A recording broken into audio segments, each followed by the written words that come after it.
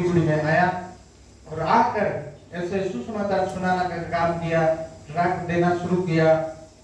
उसके बाद एक नेपाली चर्च में मैं अटैच हुआ। नेपाली चर्च में अटैच होकर वहां से रहकर मैंने सुसमाचार प्रचार करना शुरू किया और ऐसे करके 2016 और 17 2 साल एक साल 10 महीना तक मेरे परमेश्वर की उपस्थिति में फास्टिंग और प्रार्थना में जीवन बिताया। हालेलुया। और उसके बाद 2 साल होने के बाद परमेश्वर ने 2018 17 के अंतिम और 18 के पास तक परमेश्वर ने मुझे चारों तरफ इस्तेमाल करने लगा। परमेश्वर ने ऐसा अनुग्रह किया कि चारों तरफ सुसमाचार की द्वार खोल दिया और मैं परमेश्वर की संदेश को लेने गया। 2019 में मेरा शादी हुआ और नेपाली परमेश्वर ने एक लाइफ पार्टनर को जुटाया और मेरे मिसेस का नाम बिंता तामाङ है। शादी करने के द्वारा हम प्रोग्राम देखकर सब्सक्राइब कर रहे हैं। मेरा 2 बच्चा है। अभी 2009 से लेकर 2024 तक का तकरीबन 12-13 साल हो गया मैं प्रभु की फुल टाइम सब्सक्राइब में हूँ और परमेश्वर की अनुग्रह में आज प्रभु पूरा भारत की कोने-कोने में लेकर मुझे इस्तेमाल कर रहा है। Hallelujah, praise the Lord. चलिए, परमेश्वर की अनुग्रह है। मैं सब माने आप लोगों को घर में रखना चाहता हूँ, लेकिन आज मेरा परमेश्वर ने आप लोगों के इस ब्रांच में लेके आया ताकि उस गवाह उस वचन को हालेलुया। अभी हम परमेश्वर के वचन की ओर जाएंगे।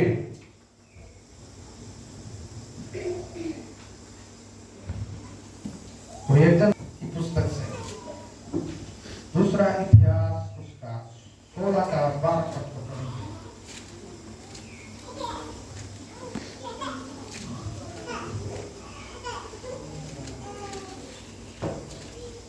दूसरा इतिहास 16 का 12।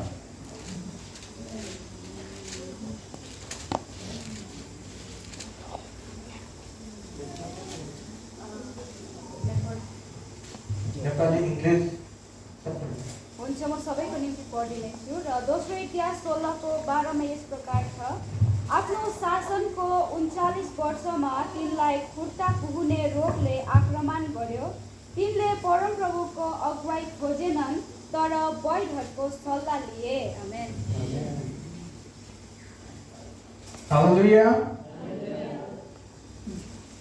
यहाँ पर एक बात को परमेश्वर के एक दास था जो कि आसा राजा था और वो आसा राजा ने अपने जीवन में परमेश्वर को ढूंढने लगा।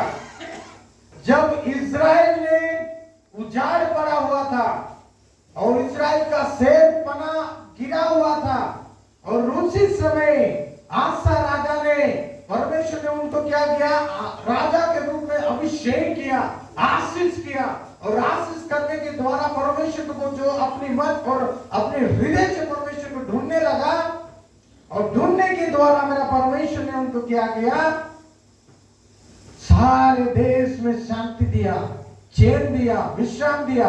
जितने भी मूर्त थे, जितने भी मूर्तियां थी, जितने भी सारे अंधकार के कार्य थे, उस सारी चीज को वो क्या कर दिया, दूर करके परमेश्वर के राज्य को जगह में संस्थापित किया।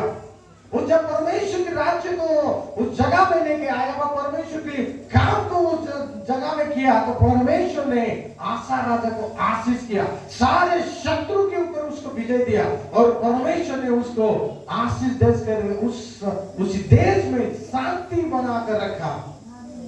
जब एक व्यक्ति के जीवन में आशीष, प्रॉस्पेरिटी, उन्नति, सुरक्षा जब आ गया तो परमेश्वर को भूल गया। हालेलुया। तो इसलिए आज की बात है, परमेश्वर का वचन आज का सबसे बड़े टॉपिक है, do not forget your God.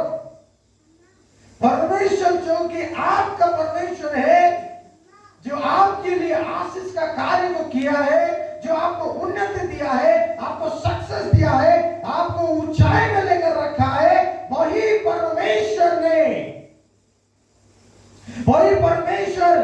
आपके जीवन में, आप गरीबी में थे, आपके जीवन में समस्या था, आपके जीवन में कष्ट था, परिस्थिति था, बीमारी थे और उसी समय परमेश्वर को आप ढूंढने लगे और ढूंढने के द्वारा मेरा परमेश्वर आपको धूल से उठाकर अधिपतियों के साथ बिठाया।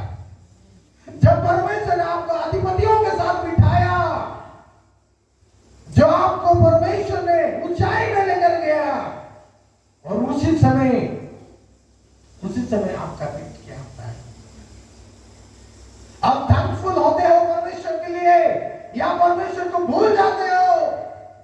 लेकिन परमेश्वर का वचन बोलता है आसा राजा अपने जीवन के 39 वर्ष में वो परमेश्वर को भूल गया, उस आशीषों को भूल गया, उस बरकते को भूल गया, वो उन्नति जो परमेश्वर ने दिया था उसको भूल गया, उस देश में शांति दिया था, सारे शत्रु को हरा कर उसको विजय दिया था, वो सारी चीज भूल गया। और जब वो भूल गया तभी परमेश्वर ने उसके पांव में एक रोग निकला, और जब वो रोग निकला, वो यहोवा जब परमेश्वर अपने जीवन भर तक उसको आशीष करके उन्नति देकर विजय दिया था, उसी परमेश्वर को नहीं ढूंढकर वो डॉक्टर लोग को ढूंढने लगा। कहां पर मुझे नहीं मेरे पांव का घाव ठीक हो सकता है, कहां पर मुझे विजय मिल सकता है, कहां पर मैं जाति हो सकता हूं, चंगाई पा सकता हूं, छुटकारा मिल सकता है, तो सारे वेदों लोगों को डॉक्टर लोग को ढूंढने लगा। वो जानता है कि मेरा परमेश्वर ही चंगाई करता है, फिर भी वो परमेश्वर को काम को भूल गया। हालेलुया। आज कलीसिया में इस प्रकार होते हैं, जब आपके जीवन में गरीबी था, जब आपको दुष्ट आत्मा पकड़ा था, आपके जीवन में दुख और कष्ट परिस्थिति होता, आपको काम नहीं था, आपको घर नहीं था, उस समय में परमेश्वर ने आपको स्मरण किया, अपनी दास दासी को भेजा और भेज कर आपको प्रार्थना करने के द्वारा बीमारी चंगा हुआ, आपके परिवार बना, विश्वास में आए, घर बना, और उसी समय आपका दिल एक धन्यवादी होता है, या आप लोग परमेश्वर को भूल जाते हैं। हालेलुया। लेकिन परमेश्वर का वचन बोलता है कि आज उस आसा राजा ने अपने जीवन में उस पांव में जो रोग हुआ, वो परमेश्वर को नहीं ढूंढकर वेद लोगों को ढूंढने लगा। आज मनुष्य के जीवन में आशीष आ जाता है, घर बना जाता है, जब खाव मिल जाता है, वो प्रार्थना क्या कर देते हैं, संगति जाना बंद कर देते, फास्टिंग करना बंद कर देते। जो पास्टर ने आपको दिन रात आकर प्रार्थना किया उसको भी भूल जाते हैं, लास्ट में वो परमेश्वर को भूल जाते हैं। हालेलुया। इसलिए परमेश्वर का वचन बोलता है कि तुम अच्छे अच्छे घर बनाओ, और तुम जब मन तृप्त हो जाए, जब तुम्हारी आत्मा क्या हो जाता है, घमंड से वो भर जाता है, तभी जान लेना कि अनाश आपका दरवाजा में खटखटा रहा है। हालेलुया।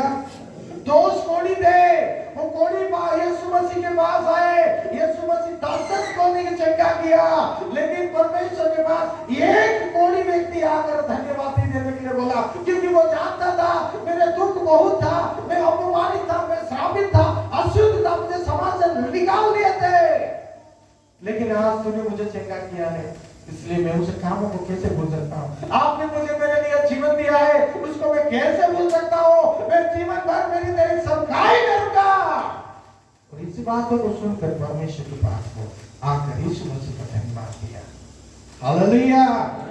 आज कितने लोग हैं, इसलिए व्यवस्था में 8 का 11 और 12 पद में लिखा है, पढ़ेंगे परमेश्वर के वचन को, व्यवस्था 8 का 11 और 12 13 14 पढ़ेंगे।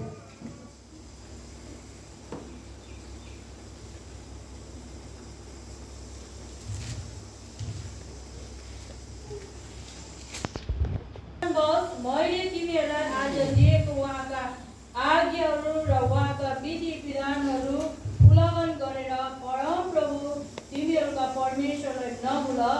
जब तिमीहरू खाएर तृप्त हुन्छौ र राम्रा राम्रा घरहरू बनाएर बस्छौ, तब तिमीहरू बगाल र बथानका वृद्धि भएर जानेछ, र तिमीहरूका सुन चाँदी र तिमीहरूसित भएका सबै थोक प्रशस्त हुनेछ। तब तिमीहरू अहंकारी भएर तिमीहरूलाई दशरथको घर मिश्रबाट ल्याउने परमप्रभु तिमीहरूका परमेश्वरलाई नभुल। हालेलुया। यहाँ पर एक बात